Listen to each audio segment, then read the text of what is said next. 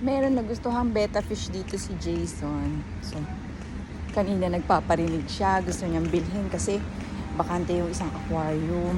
So, tignan natin. Kasi wala na si Kemi, di ba? Pinakawalan na namin. Surprise natin siya.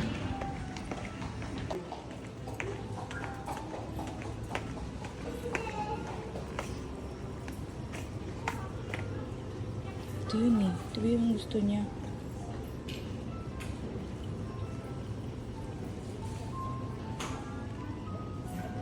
Honestly. 本日はご来店いただきまして誠にありがとうございます。